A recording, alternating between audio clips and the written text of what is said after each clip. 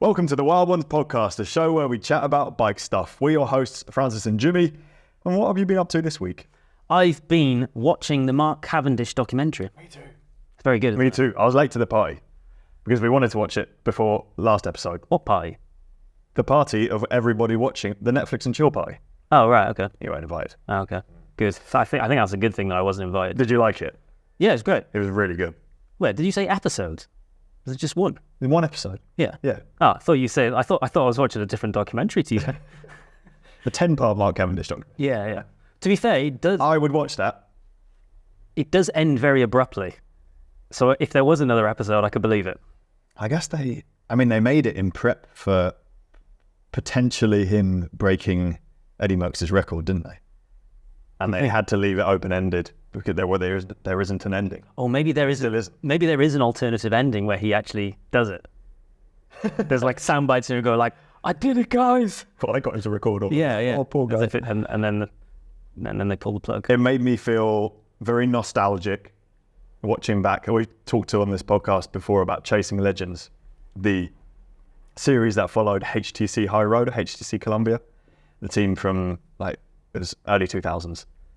Was it early 2000s? 2009. Late. No idea. 2009, I'm pretty sure, was the year where he won so many stages of the Tour de France. It was amazing. And they used loads of footage from that. It was awesome. He's so good.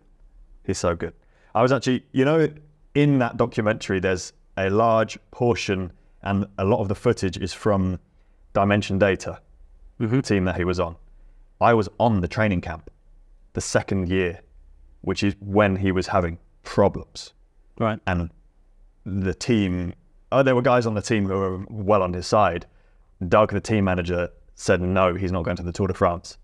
And that was obviously all happening while I was there. What do you mean you were there? Why were you there? I was there with recceing an event for Hot Chili, basically. I was there with Hot Chili. And they're mates with the guys. A lot of the South African cyclists all know each other. So Sven, who owns Hot Chili, is friends with Doug Ryder, and we got invited to the parties they were at. So it's it's a pre-season training camp, but it's so early that it's not very serious. Right. So they're all there, and they're it's the one time of year that cyclists can be a bit loose and have some beers and enjoy themselves. So we had a few beers with the riders, did some rides as well, horribly hungover. And I remember specifically one of the days, the guys who were new on the team, they're like the stagiaires or the guys who were coming over from other teams to Dimension Data that year, were really excited. So they were riding on the front really hard. And we did this ride to Paarl, which is 100 miles and really well hot. It's 35 degrees or 40 degrees. Chatted to Lachlan Morton about drop bears. And then towards the end of the ride, when they were really pushing on, Mark Cavendish rode to the front and just shouted at everyone and was slow down. He got really angry at the people on the front of the ride. At the end of the ride? Yeah, towards the end of the ride. Why didn't you do it at the beginning?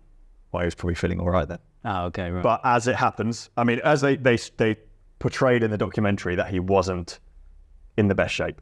Right. Both physically and mentally. Mm. So I can see why he was reacting like that. Right. No real hate towards the guys. People get excited, don't they? Ride really hard on the front of races. I think rides. The best bit of that show for me was there was a couple of bird's eye view shots of some of the sprints that he won, and how does he get to the front?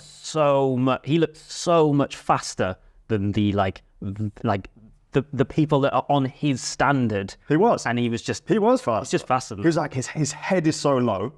Which is, he's the first sprinter to get really aero and thinking about that. He's tiny though. And he's tiny, yeah. That's the position he sprints in. Mm-hmm. But it led to him being faster. But also his, that, it's how he moves to the front of a group is bonkers. Because he's nowhere sometimes until, he's not in the shot. You can't see him, you can't spot him. And then somehow he just makes his way to the front. Maybe you can't spot him because he's just tiny. He's just hiding. So small. Yeah. He also, I like how his comeback ride, it was funny, you're into cycling kit, you run a kit brand.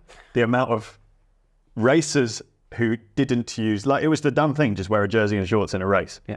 I remember the comeback ride that he did for the Olympic road race, he won in a skin suit and pretty much everyone else there wasn't in a skin suit. It's funny. And now everyone's in skin suits, obviously, because it's significantly faster. It's not significantly faster. I think we should test it. I'm very confident. Significantly faster. I'm very confident. We don't need to test it. People have tested it before. I'm very confident it is not significantly faster. I am. Okay. Your idea of what's significant or not is different. To what? To mine and all bike races. I think we should test it. Cool. Okay, done. Down to the wind tunnel. See you there.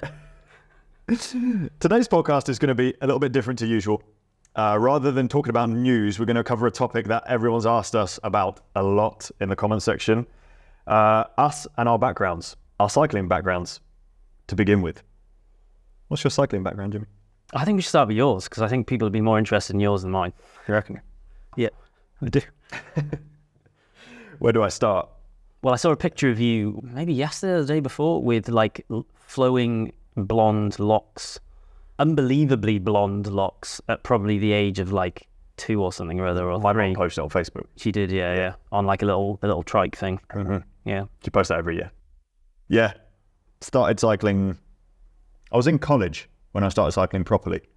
But what do you mean by properly? What were you doing before that? What riding had you done before proper cycling? Normal teenage kid riding. Which is what? I don't know, riding around on the road with your mates on a mountain bike. Okay. Yeah. That's it. How much of it? How much? Yeah. Well, I don't know. Most days.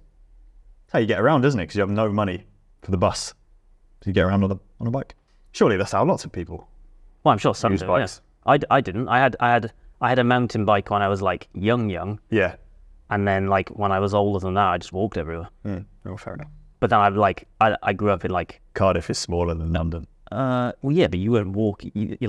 You weren't popping to the shops into central London, were you? No, but I'd ride to walking to, like, the closest big town to me was Kingston upon Thames, and that would have been half an hour walk, 40-minute walk, Yeah, I would have or walked like a it. 4-minute cycle, 5-minute cycle. I would have walked it. That's what we used to do. God, that's long, horrible. Or you get a bus and it costs like 50 pence. Yeah, it probably did. Yeah. Things got more serious in college, which is high school for Americans. For what I was like 16, 17. I had a road bike, and I bought that to ride to college. It was like 15, 20-minute ride. Yeah. And then there was one other guy with a road bike at school, and he listens to this at college. He listens to this podcast, Jake. Hi, Jake. Oh, the Jake. The Jake. Jakey. Jakey Dilakaki. No, I like Jakey. He challenged me to race him home. I never met him. He was like, oh, do you want to race home? Didn't know where I lived. We raced home and then got chatting about bikes. And he had I remember he used to ride his Cervelo S1 to college, which was like his race bike, which I ended up buying one because he had one. I was like, oh, he's fast. Was he racing at that point? Yeah, he was racing. He was racing. So he'd be a junior at that point. Mm-hmm. And then when I started racing, I just missed out on the junior category because I was over 16. Or when your birthday lies in a year, and I missed out on that, but I was an under 23. And then started racing based on his recommendation. Go to, that Hillingdon, it's great, like racetrack. You can go to Hog Hill, you can do all these things around London. And go into racing there. Got to elite level 2 years later, and then did that for a year and a bit, and then quit after some nasty crashes and stuff that happened in races, which we've talked about in previous episodes. How old are you at that point? 20. Right. So it's kind of like 4 or 5 years of racing. Yeah. Maybe 19. Yeah. How quick were you? Yeah, it's probably four and a bit years. And you got to elite level racing to Pedal Heaven. Yeah, I got to elite level with the team before Pedal Heaven, so it was called Team VO2. The VO2 development squad. And their aim is to develop riders to then go on to other teams. Like the Pedal Heaven was like the Tour Series team. So I got onto that, did 1 year just keeping my elite license there because the racing got harder. The point system changed 1 year. So there's actually only like 50 elites 1 year, and I was one of them. So I was like really happy with that. I kept my license. Whereas the year before, I went from like second cat to elite level in 1 season because the points, you could earn so many points from doing some races. So if you raced loads in the year, you could rack them up, and then they changed it. So a lot of the races weren't worth the same amount of points you have to accumulate to get the categories. So the second year, everyone was really nervous. Like loads of people were going to lose their elite license. And I kept mine. So Well done. thank you. I lost it eventually. So you eventually Haven't got it now. You eventually stopped racing. Yes. You just lost the taste for it, and you were in your early 20s, and you'd sacrificed your teenage years for bike racing rather than having fun. That wasn't that. So I can see why you would want to stop racing. That wasn't going through my mind at the time, though. The reason I stopped was purely like lack of results, because I lost my nerve after the 2 deaths in the races. Yeah. Which we discussed in a previous episode. If you want to go into that, it's a very, we're not going to discuss that in today's episode. But yeah, that was the main thing then. And then you obviously come back to real life, do other stuff, and in hindsight, yes, you do miss out on a lot of normal life things, but I wouldn't change it. It was great. You learn so much. You socialize with different people. The bike racing, it was great. And then you didn't ride very much for a couple of years. Mm-hmm. And then I met you. I didn't even have shoes. No, you didn't. And then we started riding together. But we'll cover that in a bit, about how we met. What about me? So I grew up in Cardiff, and anyone which knows anything about Wales knows that... You're a big deal in Cardiff. I'm a big deal in Cardiff, yeah. They will know that Welsh people are obsessed with rugby. So pretty much everything is just about playing rugby. Like in my school, we had something like every year had like 3 or 4 rugby teams. Yeah. Like it was just like The rugby, thing. rugby, yeah. Just it. So I had various phases of growing up, of being like the fat kid or being the not fat kid. So depending on what stage of fatness I was as a child, depending on what position I played in rugby. So I did that pretty much from like, probably 9, 10 up until I got to probably 14-ish. And then that was the kind of point where like everyone got really big because of puberty, and I didn't grow enough, and I was just constantly getting beaten up. And some people are okay with that, but I wasn't for some reason. I kind of lost the love for getting beaten up every single time I played rugby. So I stopped playing, which is also coincidentally the time that I found music and was gifted a drum kit for my birthday. I thought you were about to say martial arts. No, that's much later. Much later, okay. So then there's a block of me not caring at all about anything sport related and just being obsessed with music, which then was probably about 10 years. So I ended up playing football a lot as well after I finished playing rugby. But ultimately, I did nothing from about the age of 19 up until about 26 or 27, and that was when I got so unfit that I was just like it was. I smoked a lot, I drank a lot, I partied a lot, I did all the stuff you didn't do until later. And then I remember walking up a staircase, and I was so out of breath just walking up a staircase. I was like, I should probably do some exercise, and that kind of snowballed from. You're walking up a staircase. Yeah. And you realise you need to do exercise. Yeah. Well, bearing in mind I was smoking a lot and drinking a lot, and hadn't done exercise in a decade. In basically a decade. Mm-hmm. So I was like, granted it was a lot of stairs. Yeah. But I would like walk up to the office on the 4th floor, and I'd be like puffing. I'd be like, it's probably not a good thing. I know, I'm probably in a minority, but I've never experienced that. As I've always been a certain level of fitness. Yeah. From memory. Yeah. I guess when you're a kid, like before I started cycling, you're still just a teenager, so you don't feel like that. Yeah. You're always fit. Yeah. But then I'm talking like a decade of like drinking, eating pizza, smoking cigarettes. Yeah. Like, that's a long time.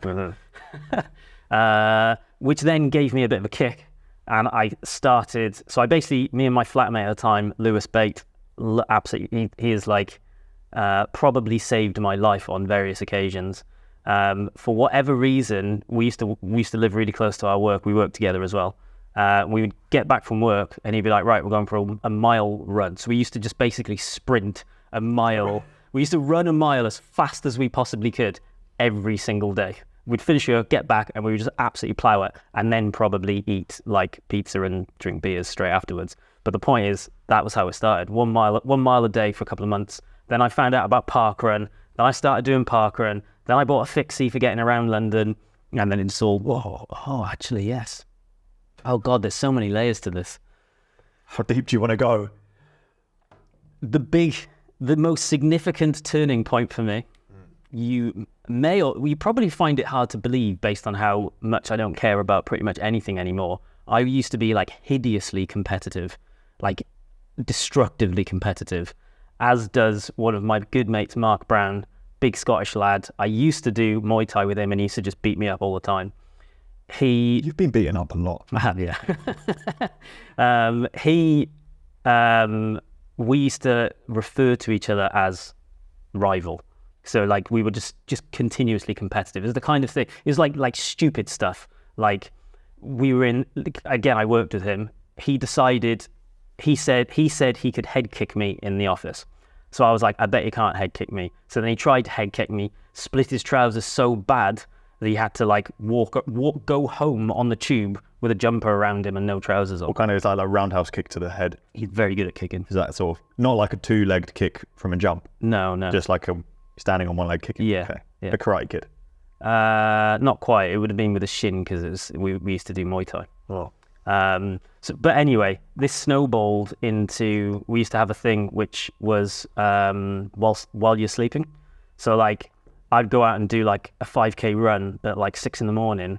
and then take a picture whilst I'm out in the streets of London and then send it to him and be like, whilst you were asleep, One up. I'm getting better, you know? So it was just a kind of snowball from all of these things. And then for whatever reason, I can't even remember why, I think it was his idea. I think he was just like, I could beat you in a 5k. I'm like, you couldn't beat me in a 5k. He was like, right, well, let's do a triathlon. I was like, oh, I don't want to do a triathlon. That escalated from a 5k very quickly. Yeah. Well, we didn't even do the 5k. We went straight from him saying, I bet I could beat you in a 5k to us doing a triathlon. Nice. 8 months later, him having... And it was an Ironman, world champs. It was a super sprint in Crystal Palace. What's a super sprint? It's like really short. Okay, so it's shorter than a sprint. Okay. A 750 meter swim, a 10 miles, so 16k bike ride, and a 5k run. 750 meters of swimming is still, that's not like 2 lengths of a pool. That is 7.5. Well, okay, depends on length. No, 50. yeah. No, it's more than that. Yeah, way more. God, way more. That's a lot of. That's not a short. That's not a short swim, is what I'm saying. That's how much I hate swimming that I don't even know how long a swimming pool is. A swimming pool, yeah, 25 meter. I think I had a 25 meter pool. They're usually in 50 meter pools. If it's a pool one, That's a big. So that's Olympic size swimming pool. yes, Yeah. yeah. Then there was this obsession over this triathlon. I decided to make this like a big charity year thing, and I ended up doing like a significant event every single month for something like 10 months. So I was doing like ultra marathons and stuff amongst all of this stuff as well. It was just like going from practically nothing to 18 months later doing like ultra marathons, triathlons, and trying to be fast and just bonkers stuff all the time. It was way too much. It was completely and utterly unhealthy. But ultimately, yeah, it all came about from being very unfit and then being very competitive. You won a triathlon. I did, yeah. What one? Super sprint. What it was actually the same one, but 3 years later. Nice. And it also then, it hasn't happened since then, so I'm the reigning champion. Probably will be forever. Well, yeah, exactly. Amazing. Yeah. That's- So actually the first time I got DQ'd, so Mark, to this day, thinks that he beat me in a triathlon, even though I would have actually been about 20 minutes quicker than him. Nice. And then the following year I went back and did it again. And I came fourth, and I was beaten by my Team GB mate, Ben Wickham, who came second, a Spanish team triathlete who was there for the world, who was in London for the World Champions, who came first, and then another pro who I can't remember who it was, who came third, and I was in fourth. And I went back the following year and got lucky that there was no one good there, and I won it. Nice. It's good skills. And then how I became really obsessed with cycling was I used to train so much that I hated everything about exercise. So I got rid of, I was getting injuries all over the place. I was overtraining. I sold off all of my data, and I was just like, I hate swimming. I despised swimming. Running was just messing me up because I couldn't do it anything other than like destructively. So I was like, well, riding bikes is cool and fun, and it doesn't hurt, and it's enjoyable, and it's got a great sustainable, isn't it? Well, it's just Because running, even not that much running, Yeah. can give you injuries. yeah. Like you're just like, Just oh, it's just like, the next day you wake, you're like, oh, that was a good run. And I've done an hour and 20 minutes. And I was like, oh, I feel fine. The next day I wake up and I'm like, I can't walk. Something's happened in my foot, like a weird little muscle injury. Oh, I think again. probably the standard I was with running is not far from where you were with cycling. So like, you were fit enough when you were an elite to basically ride amazingly well all the time. And I was like that with running. So it was really hard to just be like chill with it. You just couldn't be, I just couldn't be chill with it. I'd be running and I'd be like, but I can run faster than this, so I will. And then I just get picking up more and more injury. Oh yeah, we were like, just issues. If it's not zone 2, there's no point. There's no like, okay, other than the recovery ride, which you do once a week, maybe optional. Well, I was just never doing anything recovery at all. Zone 2 or above. Everything was like hard. It was just all wrong. But then I decided, let's try and be healthy, and bikes is for me the space where it's like fun, you know. Yeah, it doesn't feel like a chore. You can go out on a bike for 2 hours and finish it and be like, well, I could have just as well been sitting on the sofa, and that's a good thing, rather than I am now going to have to recover for the next 3 days. Yeah. Well, it depends how hard you go out there. 2 hours. Well, that's what I'm saying, but you don't have to go hard. I find it very easy on the bike to be chill. Whereas running's weird because if you're going easy running, you're pretty much walking. If you're going uphill, definitely. Oh yeah. But for most people, zone 1 running is walking. Yeah. Why did you decide to start a YouTube channel? I saw other YouTubers and was inspired. Which ones? Specifically, the Neistat brothers. Yeah. Casey Neistat started a YouTube channel. I had seen viral videos from him before, like bike lanes and the iPod's dirty secret. And then what's the iPods do? That's a good one. It's about how iPods like run out of battery. And they're just dead and you can't replace the battery. Right. It was an early iPod, and he like did some guerrilla like vandalism stuff. It was great. Worth watching. The Neistat brothers then had a show on HBO, which was like years before I got into it, but I watched the whole of the Neistat brothers, and I was like, this is amazing filmmaking. I want to do a vlog like Casey was doing. Did a few episodes, was doing fine, not that many views, and then I did a couple of cycling ones. I just threw them in there because I was going to a cycling event, so I thought, like Red Hook. Red Hook and a tour series, and the Transcontinental was what that eventually led to. I was just filming events, and because the event, people wanted to watch coverage of the events, so they did well. I was like, oh, more cycling stuff then. Which I then started riding more, got back into riding after I had sold to fund my partying. I had sold my shoes, pedals, everything. And that's why when I met you, I was riding a steel fixed gear bike that I'd like cobbled together. Have you still got that? Normal shoes and everything. Yep. That's class. Still got that bike. It's trashed, like proper, like rusty looking. Yeah. And then you wanted to go for a road ride, and you lent me a bike. You gave me a pair of shoes, some physiques, and a set of pedals, and then that's what I rode. So thank you for getting me back into riding. Yeah, no. Except for that day, you went riding with me. We did like 2.5 hours, and you bonked, and you ate all of my food. Yeah, I killed you though. Yeah. Because you ate all of my food. It was the only 5 Jimmy minutes. ripped my legs. No, Jimmy tore my legs off. Is the video? It was the only 5 minutes in our existence that I was legitimately stronger than you then. You were. Yeah. Not like loads, but I could have beaten you. Yeah. And looking back, like then I got into riding quite significantly. I was fit enough to do a legit training camp, not like the Dimension Data fake one. A legit training camp with the Israeli cycling team. Yeah. And I was as strong, if not stronger than a couple of people on the team. So I must have been training, like looking back, I can't remember what I was doing, but I got fit. I got really fit again. You did a Chris Hall, you just rode. I was just riding everywhere. Well, yeah. Chris was a big part of it. He was doing, so our friend Chris does a load of ultra events, National 24, time trial, and he was doing a challenge at that time called 107 for 107, which was 107 days of riding consecutively, where he rode 107 kilometers every single day. Mm-hmm. And he did that without fail to raise money for a children's school with 107 kids who have motor disorders, and raised tons of money. And I rode loads of that with him. I missed the start, but I rode loads of that with him and documented it. And then we finished it in Flanders. So that was a lot of the riding that I managed to get. Like I ended up fitter again, which was cool. And then it just went from there. I was like, okay, cycling stuff's doing well. kept filming red hooks. They were really popular at that time. Yeah, they were. It was a big fixie scene then. Yeah, and everyone there loves being on camera. Like, it was all really exciting. Like, that was peak of fixie, peak fixie, wasn't it? And then it started to attract bigger riders, and then I was like, oh, what other events do we film? Did a bike packing trip. That did really well. What was the first one then? America. That was the first one? Yeah, west coast of America. Bike Fit James and Lawrence. Yeah. So I took 2 friends, and we planned it ourselves. We did no sort of, it wasn't piggybacking an event or anything. We just were like, right, let's ride 2,000 miles in America. So went to San Diego, rode through Death Valley, Yosemite Valley, and then up to Portland, rode through to San Francisco. And just, that was a life-changing, like, this is what I want to do.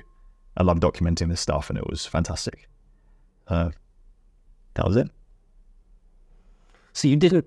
So the bike space in YouTube was never actually the goal. It just kind of Not at the beginning. That's interesting. Not at the beginning. 'Cause you actually did a load of travel stuff as well, didn't you? Earlier on. Yeah. And I did have a few sprinklings of bikes in there. I was in India, and I was being followed by a guy called Ben Joseph, who ran a bike shop. And then when I was I think I flew in India to Bangalore because of him. And we were like, oh, let's meet up with this guy, see what the deal is. And then obviously he's lived in Bangalore, I think, all of his life. Yeah. And I love Benny. He's such a nice guy, isn't he? Yeah. And you meet people in a completely new country, and you have all this stuff in common because of bikes. And then obviously those bike videos did well, and I was like, oh yeah, I did. Yeah, I think it's called Bangalore Bike Messengers, and it was him and his friend Sharik, who ran a bike shop, which is still going. It was fun times, really fun times. So what camera and editing experience do you have before your first vlog? Zero. Yeah. What were you filming on at the beginning? Phone. Is this? Yeah. Interesting. First videos were phone.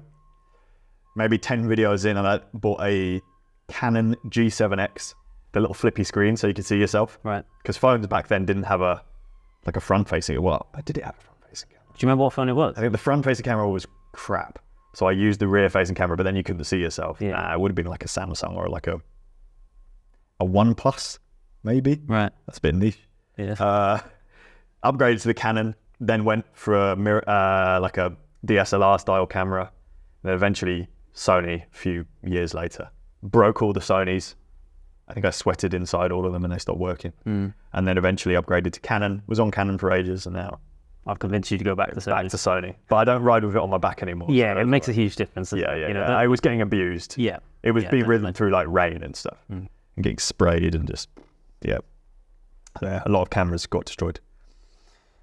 I guess for myself, because I've had an interest in making stuff since I was young. So like even when I was in high school, when we were in kind of like year 9, year 10, year 11, that kind of space, and I was transitioning from like child that does what they're told to someone that has a bit of personality, and started getting into music. There was this crew of us. We were like the Mosher kids that were kind of like, you know, the dirty, smelly people, not literally, that everyone hates because we're not conforming. Someone got hold of a handheld video recorder which actually has a cassette tape in it. You probably don't even remember what they look like. I do remember. And we started making films. So it was a range of like being inspired by stuff like Jackass and Dirty Sanchez, Yeah. and doing like, because you know some of the people I grew up with were, I guess wild is probably the best way of describing it. So there'd be some of them would do stunt stuff where they'd like jump off of like a 4-meter high staircase or something rather onto other people because they thought that was hilarious. Some of it was like music related. Sometimes we were making films that were like fictitious trailers for films, almost like probably the sort of stuff you would do in film studies, but without actually having a teacher. We were just like, all right, let's like make a trailer for a horror film. So we would just like plan this whole thing out and go and film it on this crappy little thing, and then someone would try and edit it, and it would be obviously hideous. But it was just like, I've just always had that interest. As soon as camera phones came out, I was like, I have to get like photography is accessible. So I was just like always obsessed with getting good camera phones, and I was just always taking photos. And then then Instagram came about, and I somehow got onto Instagram like really, really early on. There was like probably tens of thousands of users rather than millions of users when I got into it. And I was just obsessed with that space, and it was just always something that I did for fun. And then eventually when we ended up starting Attacus, I just had a reason to be able to then start like taking that to the next level. So there was like a reason to buy an actual camera, or I already had like a super, super cheap DSLR, but it was an excuse to be able to get like a proper camera, a professional standard camera eventually, and actually like think about, well, how do I shoot product photography? How do I shoot lifestyle photography from a commercial perspective? What films do we want to be making? If we do make films, how do we record them? What equipment do we need? Is it even about equipment, or is it about other things? So I was just kind of I've always had an interest in the technical side of making content. I don't want to use that word, but it's the best way to do it. Photos and video. Does it make you sad that we use an iPhone for 90% of our stuff? No, I love it, because I've never been interested in like the actual tech. Tech. Well, the technique, yes. Yeah. Whereas like story is the most important thing. So, like, you know, controlling. It's not about buying the best equipment. If you can, well, for example, we've downgraded our camera equipment because it's too faffy. It is too faffy. Yeah. It's for people who are not. It needs more people involved. Yeah, to get the most out of some of the gear. This is not to be a fanboy here. This is what the Neistat brothers prove. Yeah, because their cameras, and still to this day, Van Neistat uses like the same Canon T7i or whatever, like the really basic DSLR. Yeah, but he's got the vintage look now though, so it's cool again, isn't it? Well, he always has, but he never deviated from it. Yeah. And it's like, why'd you use that camera? It's like, because I know where the buttons are. If I've got to film something, I need to film it fast. Yeah. That's what I struggle with. Now we switch back to Sony. I'm like, all the buttons are in a different place. And now I'm 31. Relearning a system is like, it's not happening. It is happening. You know it's happening. Slowly. It's slowly. It's a very easy camera to use. Like particularly the one we've got, it does most of the work for you. Yeah, which is true. But yeah, ultimately I've just kind of, I love making stuff, and I think that was one of the reasons I ended up starting Attacus with Emily. Is it was just something else I could create. Yeah. It was something else to make. It was something I hadn't tried before. This like actual design space. Although I've never done it, but I love making stuff. So let's just make some stuff. Yeah. Hey Jimmy. Yeah. How did we meet? I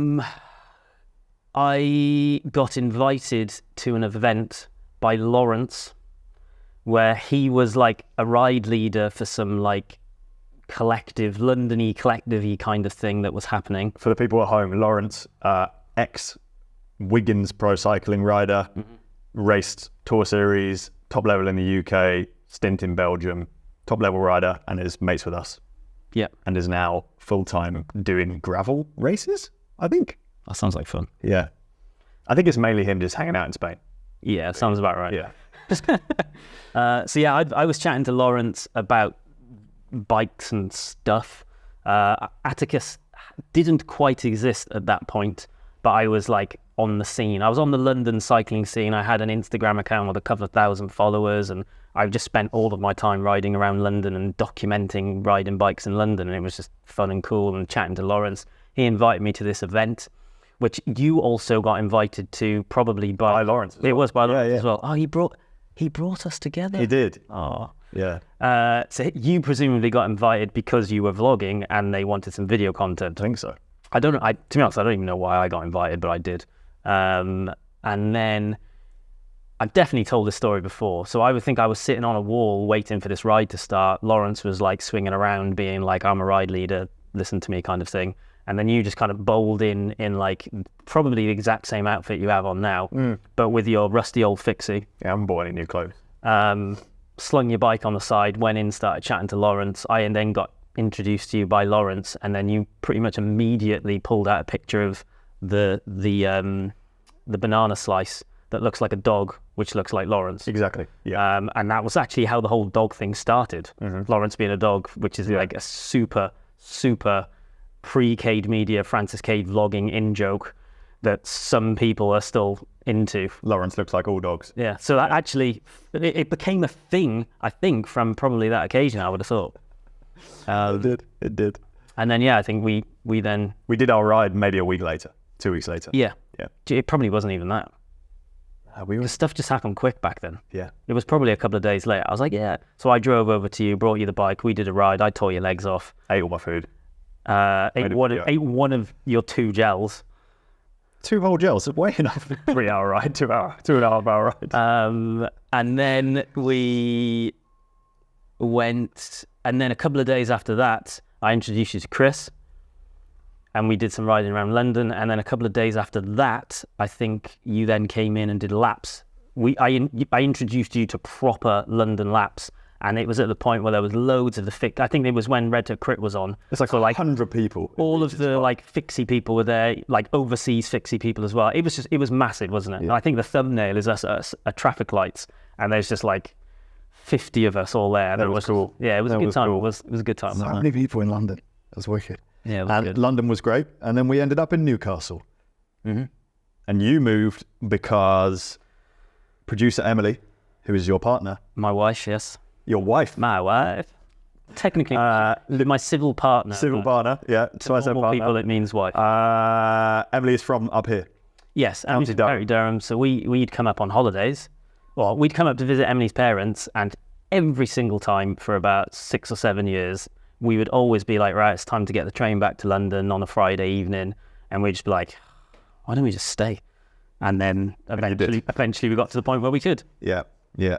I then moved up later during COVID after coming and visiting you guys and liked it up here. So me and Emily moved up end of 2019, pre-COVID. Yeah. You came and visited us in 2020 in like the summer, probably for us to do, or the spring, probably for us to do like a photo shoot or something. Yeah, like here. Yeah. And at the time, the house next door to us was for sale. People joke about it. And I think we pulled up outside the house and you were like, oh, I could buy that. I was like, it's £80,000. Of course you could. Well, not of course you could, but like, you know, compared to London, like it's accessible. Mm-hmm. 2 up, 2 down, old mining house, old stone, looks lovely. And you were like, oh, maybe I could actually live up here. Yeah. And then I think it was maybe even, when did you move up? It was 2021. Couldn't tell you. It was either later. It was either later that summer or the following summer.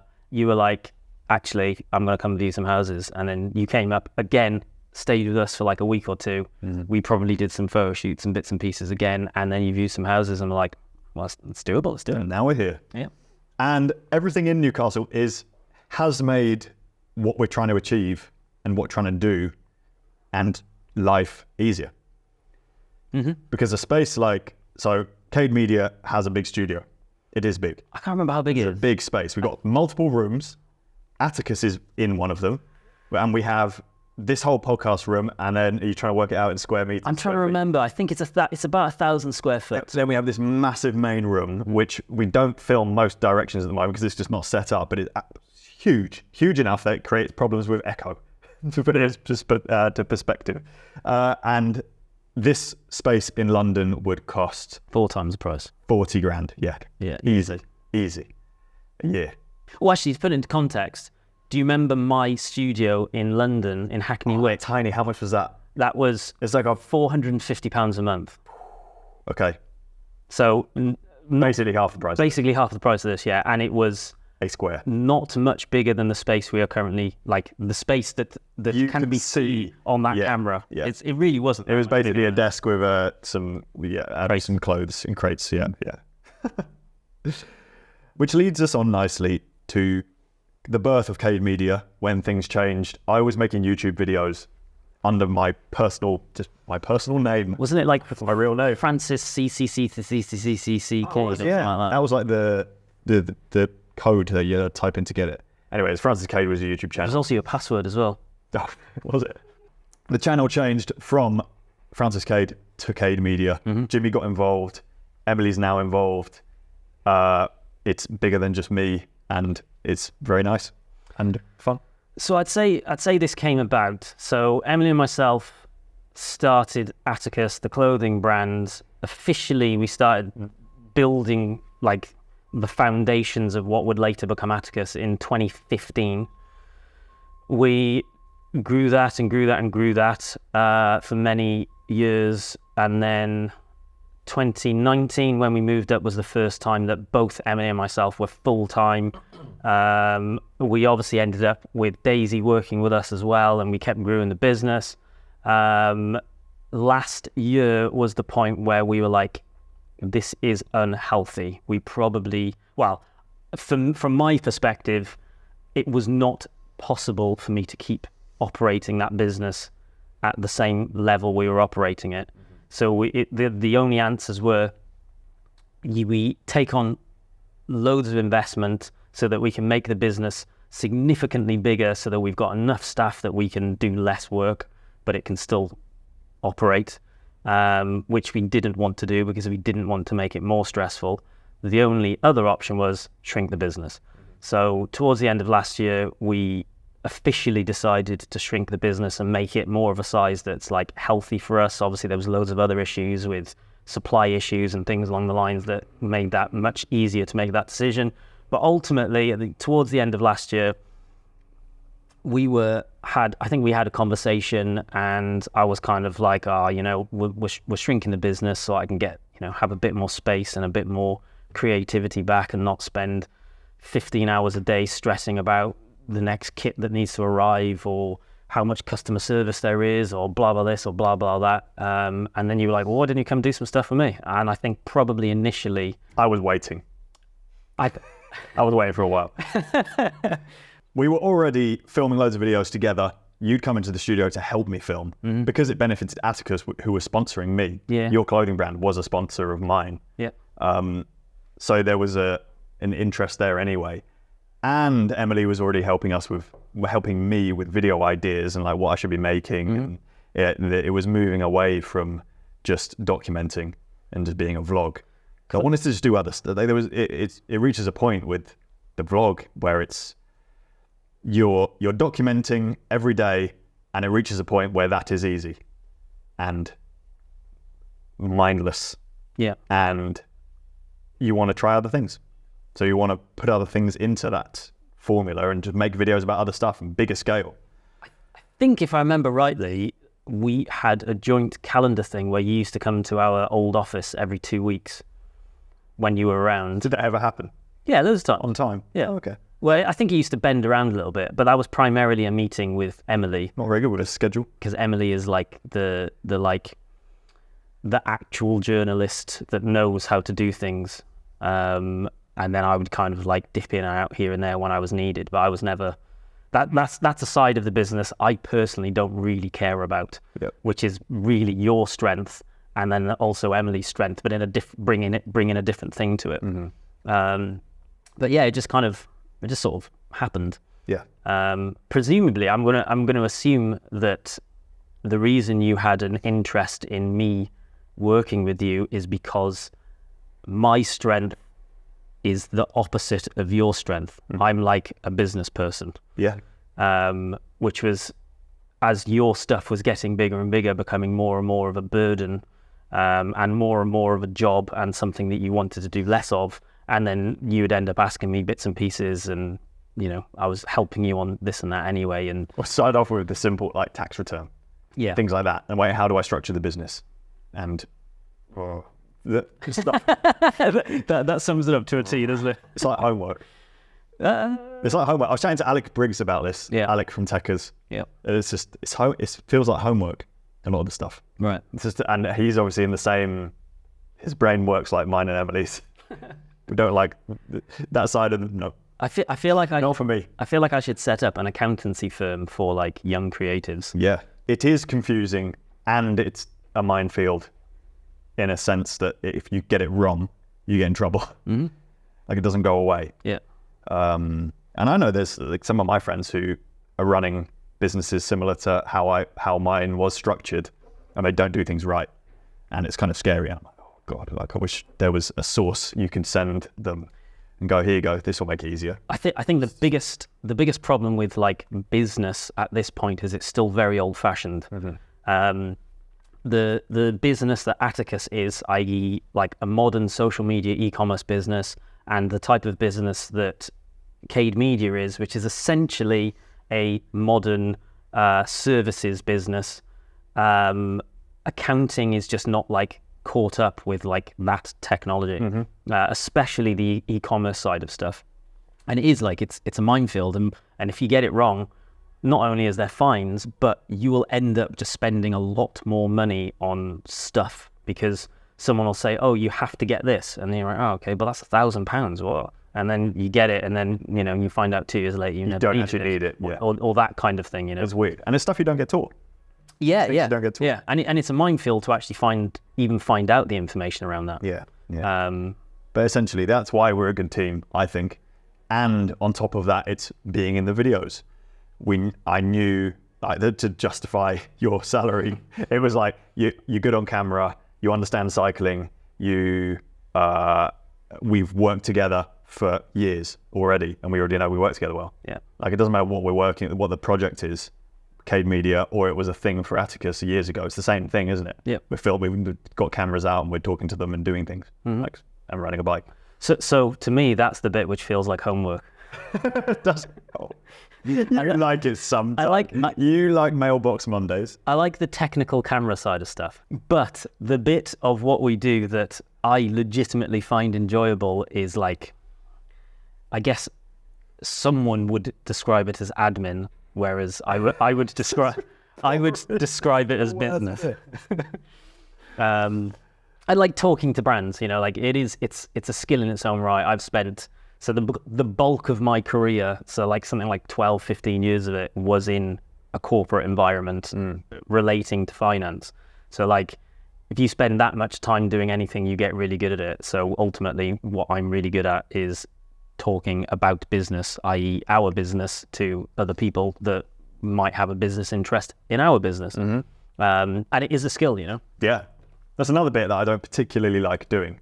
Yeah. Because not that I don't like actually doing it, it's more that it takes away time from making videos. And that's really what I want to do. Yeah. Coming up with the ideas and then writing out a plan and then filming it and then editing it. That's the bit I like.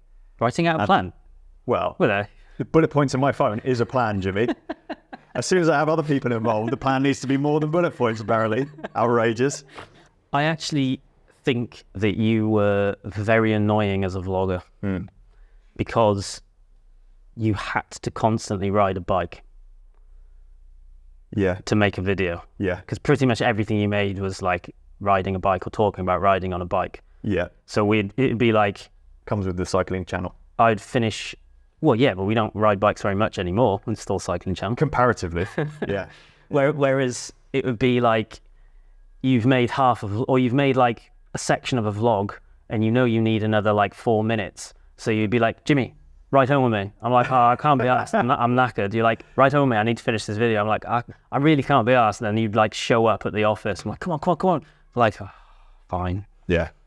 The opposite would also happen where someone's like, oh, do you want to catch up and do this thing? Would you go for this coffee? No. Filming a video today. Have you got a bike? No way. No, not interested. It's true. And also you constantly had to think about like, what is today's video? Yeah. That was kind of how it worked, because it was like, you're essentially trying to create something from nothing. Yep. You have to, not engineer, but you have to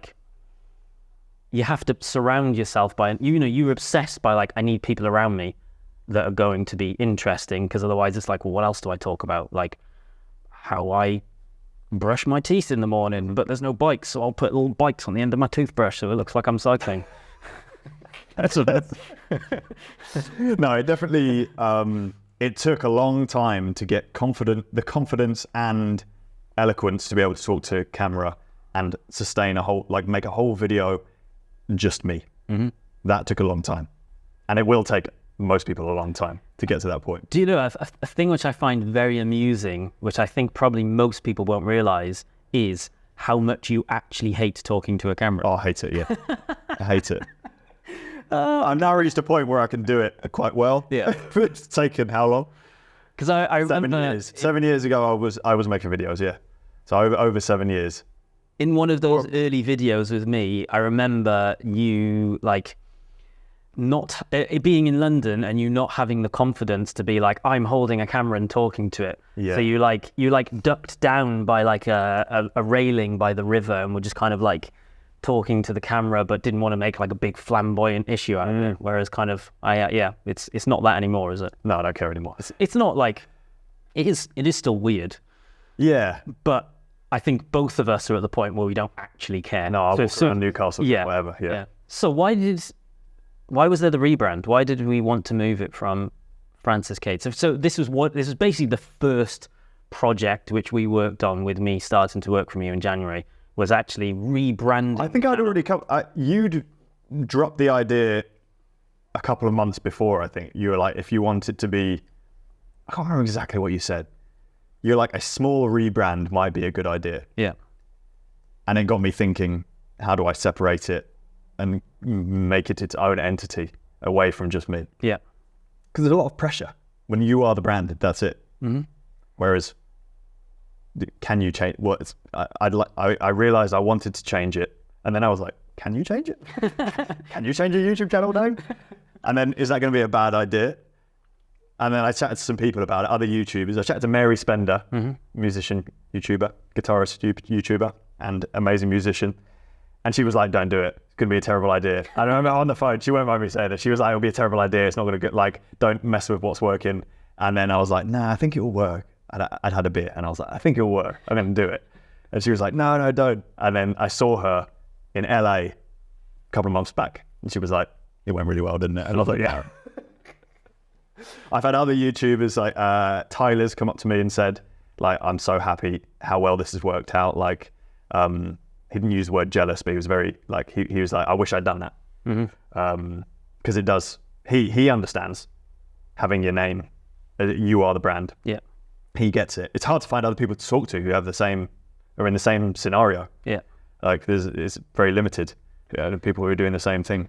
But yeah, that was a good choice for many reasons, I think. The two main reasons for me why it was a suggestion was the one that you already touched on, which is it allows, it changes it from I'm Francis Cade, the influencer, to this is a business entity. This is a thing that exists that I'm part of, which takes the pressure off of you. So, like, there will come a point, I hope, where you can have like some time off and you can go on holiday for like 2 weeks, and we're at a point where, everything still functions. You can actually switch off for a couple of weeks. Well, we almost did. We did. Okay, we did a podcast. But it was the closest to that ever. But the existence. Yes, but we made less videos to be able to do that. Yeah. Whereas in theory, there will come a point where you can be away for a couple of weeks and a show still goes out. Everything just still 100% operates, 100%. We're definitely not there yet. No. That's not it might my be, goal. It might be more people. It might just be more outsourcing of like editing, because that would free me up. Because I do all of the editing on this channel. Apart from the podcast. I do all the editing. Yeah. And that takes up a lot of time. There's things you can outsource to free up time. Therefore, you're just focusing on filming videos, and then you have big chunk, and you can just go, here you go, to an editor, and then someone else uploads it. There's so many ways for it to grow in a good direction. The other reason was I wanted. So with me being involved, I'm approaching it from a business rather than just you on your own. And one of the things I wanted to be able to do was talk to, was to present what we are doing as not just the Francis Cade Show, as something bigger, as something that has the potential to be something that's like humongous. But I guess what we want to do as part of that which is what we just touched on previously, is it enables us to start introducing more people. So currently, but doing things slowly, because what we don't want to do is just change everything so significantly, so quickly that it's just like a different offering. That isn't what we're trying to do. Arguably, it wouldn't matter. That's the nature of YouTube. Yeah, but This is not a TV show where you're changing, and we've disagreed about this a few times. It's not TV, and you're not trying to earn people's viewership, and routine is not really a thing anymore. That's why vlogs don't work. It's changed. The algorithm is everything is algorithm based. So if you're interested in cycling and a good video gets made, YouTube decides if it's a good video based on watch time, audience retention, click-through rate, all of these numbers. And if you are into cycling, you will get served that video. And it doesn't matter if you're subscribed to the channel. It doesn't matter if you know who the people are, you'll get served a video. Which is why there's successful YouTube channels that have 0 subscribers. You start a new channel, and if someone knows what they're doing, they'll get 1 million views on a video. It's just making the right thing probably, yeah. at the right time. Yeah. However, there are lots of people who've watched for a long time, on the flip side, who've watched for a long time and want to continue watching people they've seen on screen. We've done stuff. We've built, or we have, because we've been doing it together for ages, built a community of people. Same people that comment every time. Yeah. And that's amazing, and that's a thing that should be celebrated and looked after. Yeah, and that is our ultimately number one goal, is spending more and more time focusing on the people watching the videos. So like, I know a proportion of our audience don't like some of the produced stuff because they're used to vlog stuff, but every time we make a video, we are trying to make the most entertaining thing we possibly can. We're not trying to make stuff that is just for the sake of making it, which arguably is a lot of what vlogs are. Vlogs is kind of like a volume game. You want to produce a vlog as much as possible. If you were vlogging, you wouldn't do one vlog a week. Yeah. Whereas we are comfortable making one video a week if we need to, because we'll be really confident that video is like a good video. Like, even when stuff... Being creative with vlogs is hard because of the amount that has to be made, and the regularity of them. Like Cycling Across America, like I had to just have the formula. So I did 48 videos over the course of that, and most of them were every single day. There's a few rest days dotted throughout, but the creativity went out the window pretty quickly. Yeah. And you can still edit it in a fairly, creative enough way. But I wasn't like excited and making anything. It was more just documenting. Also, talking about vlogs, one of the horrible things about vlogs that I have experienced from watching you for a huge amount of time is how personal it is. I was actually absorbing some YouTube content, seeing what people are making at the minute, and there's this person that's recently started vlogging, or last couple of years, and I watched a couple of episodes in a row, and within a few minutes of video, you know exactly where this person lives, you know where they walk their dog, you know what car they have, you know what the inside of their house looks like, what they have for breakfast. You know so much about this person that it's not really appropriate. You have to give over all of that personal bits of your life, which presumably is why people get to a point where they want it to be in a studio rather than in their house. You can get away with not putting too much in for a long time, but then as you're looking for content, you're looking for something to put in the videos, it defaults to who's around you, the people close to you, and where you are, which is usually it's your life, isn't it? It's your life. I never had any negative experiences because of that. Yeah. Really. I guess there's people speculating about things, just like, where's this person, or is this your new girlfriend, or and it's just kind of like, I don't really want people asking, like, who's that asking that question? Yeah. Why do they care? And it's an unnatural amount of relationships to have with all these people watching. So removing that, and I think there's a thing that, again, to talk about Neistat again, he was very good at filming his life every day, but he wasn't really filming the intimate parts at all.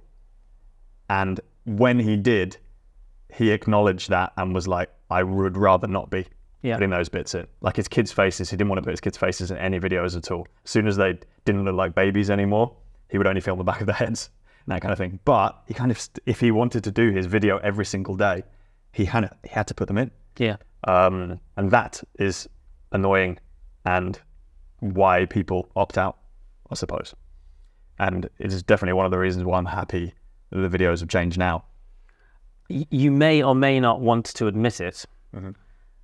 So one thing we have noticed, whilst we are now Cade Media and do more produced videos or putting more production into the videos, we call them produced videos. Yeah.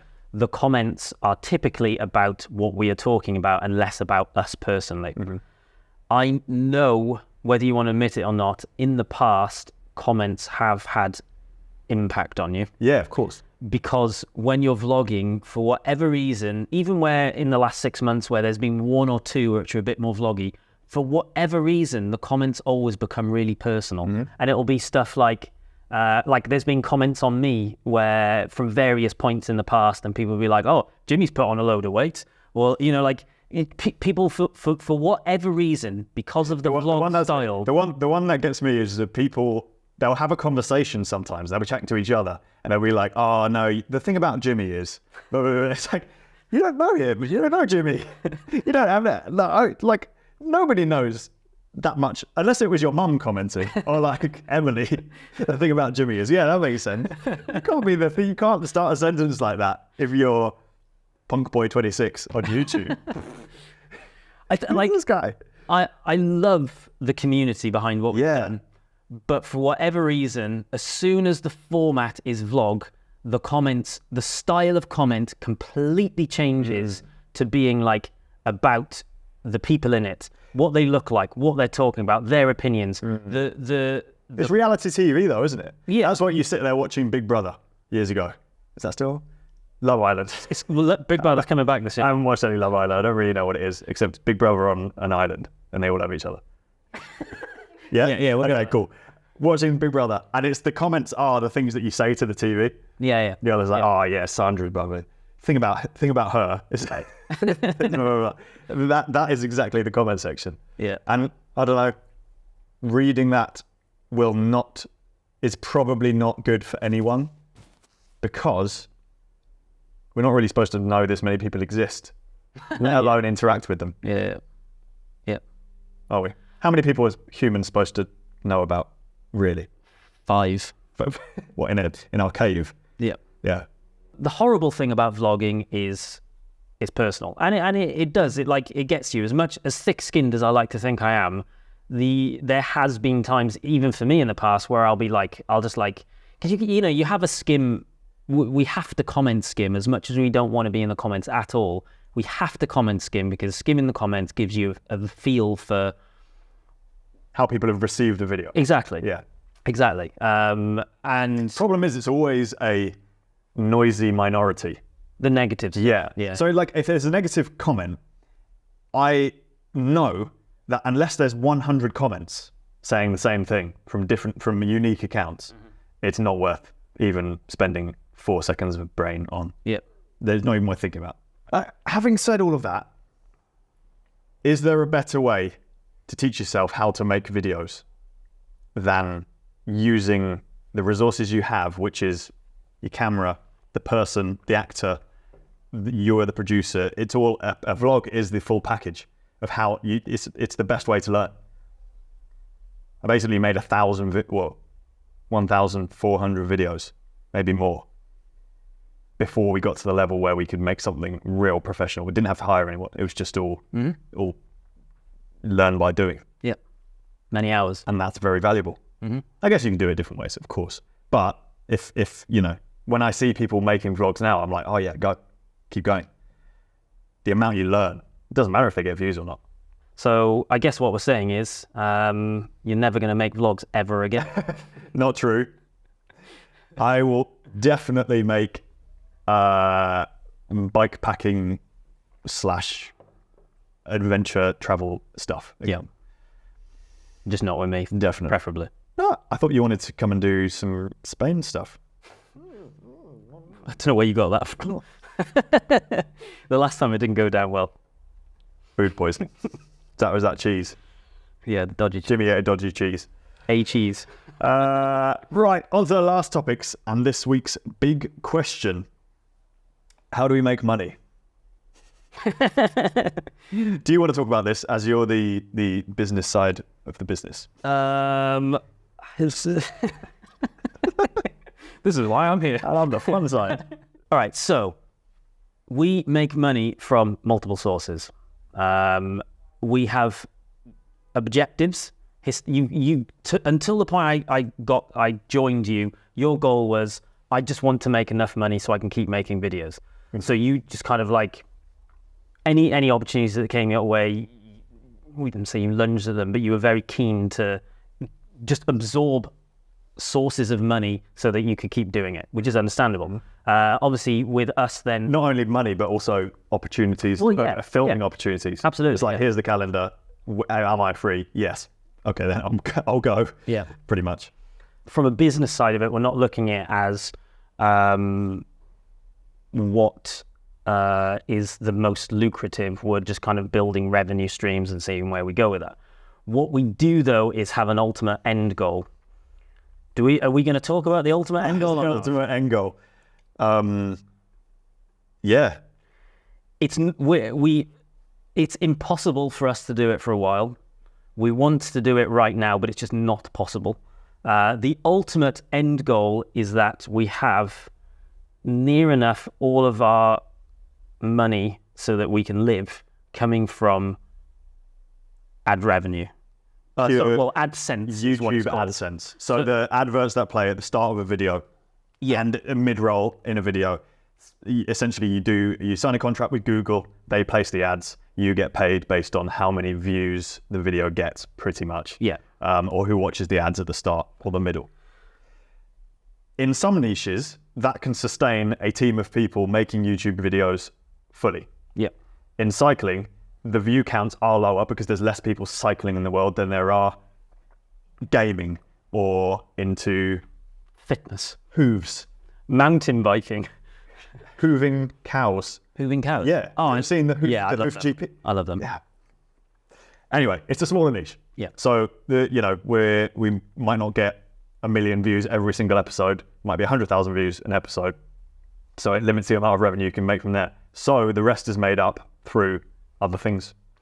But the ultimate goal is we get to a point where the views alone are our only source of income.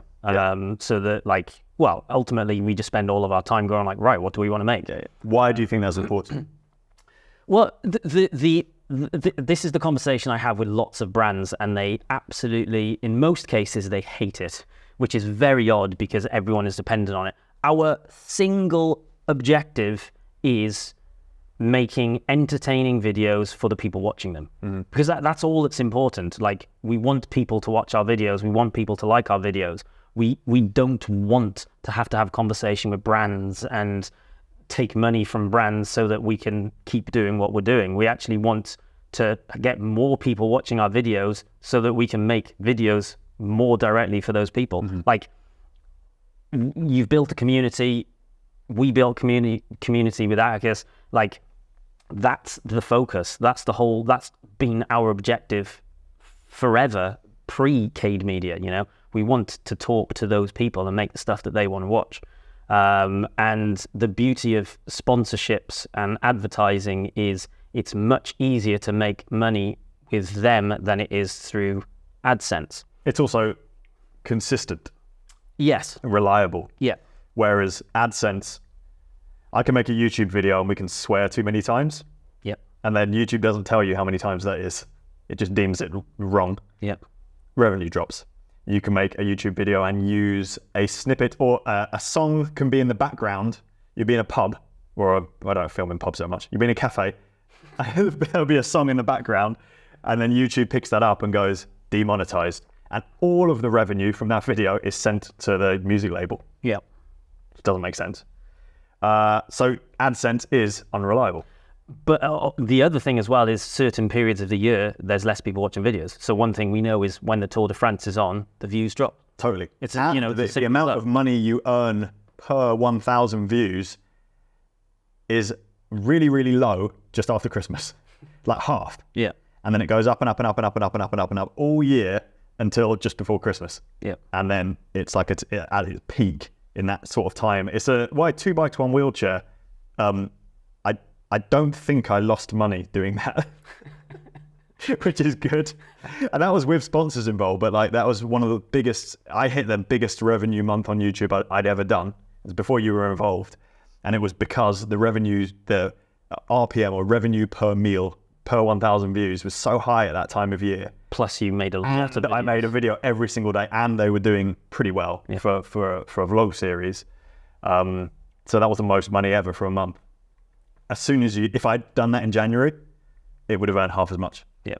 So you have to just work within those parameters all the time. So currently, it works out that AdSense, so YouTube revenue, is about 40% of our total earnings. Sponsorships, this is actual channel partners, is about the same as AdSense, so another 40%. So these are guys that sponsor the channel for the year. Yeah. Pretty much. Stuff like, Garmin, Scott, Attacus. Tires, Hutchinson tires. Yeah. They're like, whenever we're using tires in videos, I said I rode Schwalms to work the other day, get a Trump with Hutchinson. I was doing it to counter Nick, but we use Hutchinsons for everything in the videos. Yeah. And it's kind of like product placement, those ones. Then there's advertising, which represents about 15%. So an example of that would be out of glasses. So I got some out of glasses, which were the cool glasses with a little thingy thing in the top. And as we said, as part of that, they paid us to advertise. One fee, put it in. Just a one-off. Yeah. Adidas thing, kind of. Not really. I was like in modelling almost. It was a bit different. Well, yeah, but they paid for one feature in a. I talked them to include it as a piece of advertising. So do some of these overlap? It's kind of not quite. The difference is the channel partners, the channel partnerships, which is 40%, is a minimum of a 12-month contract for us to, at the very least, have product placement throughout. Advertising is going to be. So that's 15% of our overall revenue, which is essentially someone going, I would like you to advertise this product. Here is or is not some money to do that. And then 4% is Patreon and affiliates. So you do still have a Patreon as Francis Cade. And then affiliates is for GoPro, Insta360, and your grill mount. Yeah.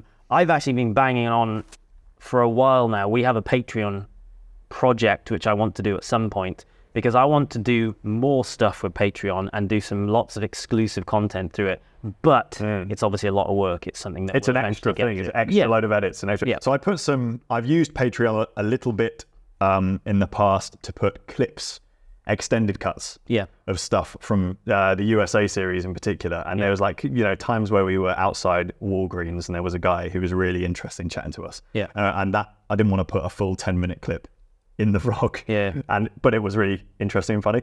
So we put that on Patreon, and then people can pay extra or they can pay to watch that clip exclusively. So the sort of thing I want to do with Patreon is, say we make a podcast, after the podcast we'll do like a live feed where we actually, you can join us live and have a conversation with us. So then people can submit a question and we're actually like having a chat with those people directly about, whatever. Yeah, that'll be cool. Some channels, so like there's shout out to Path Less Pedaled, YouTube channel, which is, his thing is like unsponsored bike videos. Yeah.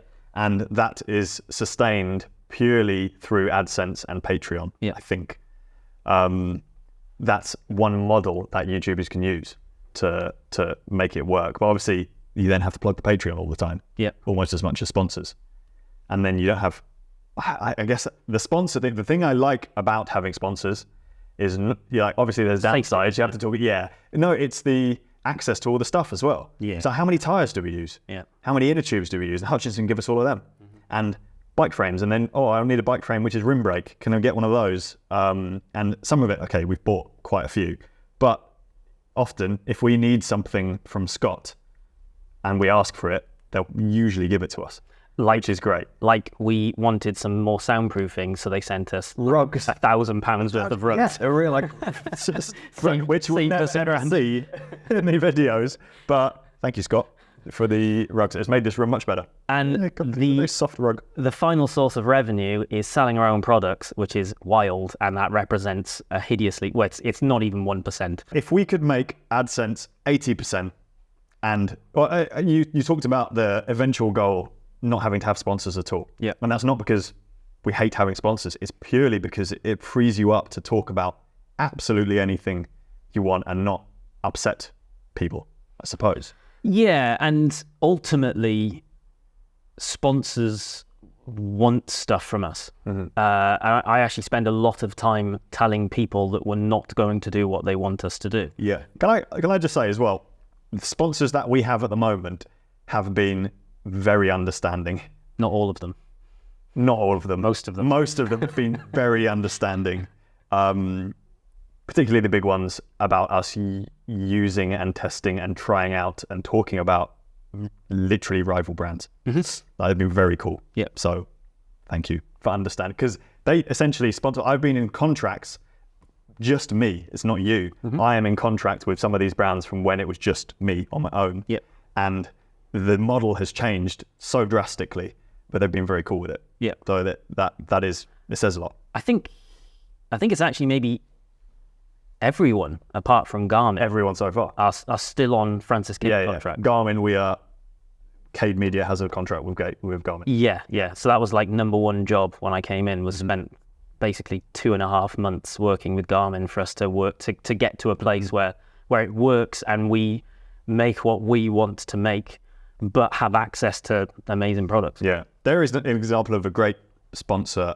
Purely, it's because it's peripherals, isn't it? It's like we're never in that situation. The people who review tech like that, like Garmin power meters, head units, that kind of thing. DC Rainmaker, He's he is and GD Llama. Yeah. And there's some other guys as well. We're never going to do that. That's not a thing that we can write. Like they are doing that so well. Yeah. I can never do that better. No. So why even try? Let's not do that. They're brilliant. I definitely don't want to. Yeah. I wouldn't believe you anyway. If we made a video about something, I'm still going to look at DC Rainmaker and because he's going to tell me the stuff I want to know. And I'm never going to make that because the level just make of his detail, video. the level of detail. Oh, my brain doesn't work. It's bonkers. It just big shout out to both of those guys there. Yeah. Do things fantastically. But that's an example of a sponsor. We're not gonna. It doesn't restrict us because I don't want to review a Wahoo and a Garmin. Like this, just not gonna happen. Yeah. So yeah. I actually love working with Garmin because like the people we work with them as well, they're just like awesome. Yeah, so good. They are class, and they really understand what we're trying to achieve. So like, well, ultimately they don't even say to us like, "Oh, we'd like you to do this." We go, "Actually, we want to make this. Can you help us make it happen?" Like the travel series. I've wanted to do the travel series for years. We want to do this thing. Years. What would need to be in it to make it a sponsored video? Yeah. Well, I actually had a conversation. I was like, "Can we just say Garmin at the beginning?" They were like, "Yes, that kind of works." I'm like, excellent. Yeah.